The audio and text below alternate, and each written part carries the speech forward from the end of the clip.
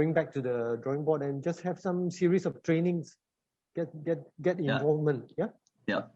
True, Mr. Teh. I just to echo what you mentioned, training, right? So that is the part that we will talk about upskill, reskill. So whenever we come to the new norm, we actually look at the role and responsibilities, whether the person is still doing it effectively or not. If it's not, we can actually reskill the person. And if it's not enough, then we upskill the person in terms of doing and to perform the work. So I think it is very relevant, because the challenges are more towards, before we go into the other areas, we will talk about the people. That's why it is key, because the reluctant to change, and if the new knowledge that they are not used to. So sometimes people use the process re-engineering as well in order to drive the people to follow. That's why people talk about people, process, and technology.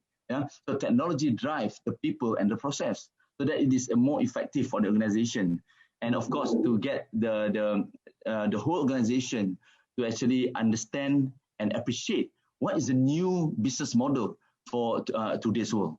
I think that is the first part of it, that one my question. So I think we continue with another more interesting thing. The next thing that I have is one basic question I want to ask. Many assume that digitization, automation, and data analytics are digital transformation. Does digitization, automation, and data analytics actually truly equate to digital transformation? What do you believe are the key components of digital transformation and the outcomes that will indicate that an organization has achieved a successful digital transformation? Maybe some of these questions have already been covered by your explanation just now, but if there's any more things that you want to add on, please, maybe Mr. Siu. I think to answer that question, we probably need to start with what is the end outcome that the organization is looking for. Yeah. Right. You know, once you identify the end result that you would like or aspire to get to, then you start going back to the components that you need to put in place.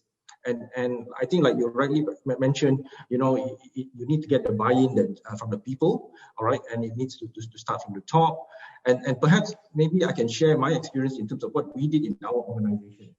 We actually started about 4 years ago, and when we first started, the first thing we did was to gather the leadership, the more senior people, and we talked about the fact that technology was starting to creep into the accounting world. And while it's something that I think, from my experience, accountants and IT don't quite seem to mix, you know, but we now have to recognize that that's the future. And having recognized that, how do we get everyone comfortable that technology is something not to be feared? All right. How do you get a process put in place to start educating, creating awareness? And it was a step-by-step process from the more senior people down to our middle management, and then right down to our people. And as we took away some of the fears, or we bridged the gap on some of this, then we started introducing the kind of tools that they can start looking at to address the pain points, as I so-called mentioned just now. And we needed to get some quick success. Once we had a couple of quick wins, I think the momentum started to pick up. There was a greater acceptance and a combination of an eagerness that if technology can help make life easier, better, all right, and perhaps translate to what I would call more value-added roles that individuals can play in the organization, it became something that everyone felt was a big positive. So the components of it, you know, there's multiple parts, you know, from the people to the technology, the awareness, the training, and it has to be step by step. All right, it is a journey. Yes. Okay, Mr. Teh.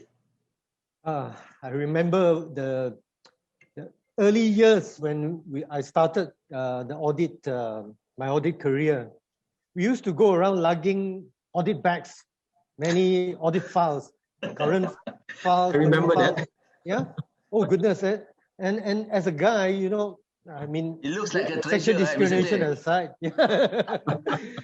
Sexual discrimination aside, we usually, as a gentleman, we help to carry the ladies' bag as well. And you know, it's quite a handful. But this day and age, you don't need to do that. You just need a notebook computer and everything is on the cloud. Then you're also supported by mobile apps. It's just great. I also recall in the earlier years, sorry, I'm talking from old school, auditing banks, computing from ledger cards, the interest.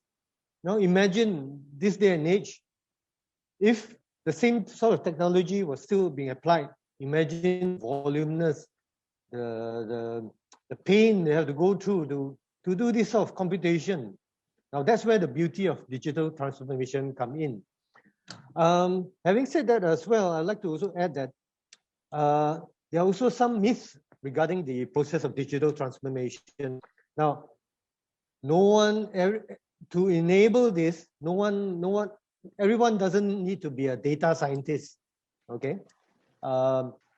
Understanding the basic process of how this works, I think is good enough.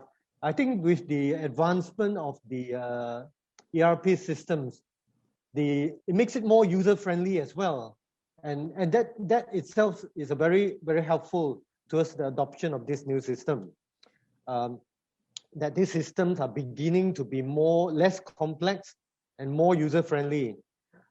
And having said that as well, it has now become to be scaled down, where it's not only applicable for large organizations, like in the past where you need to have a hefty budget, you need to have massive computer systems to enable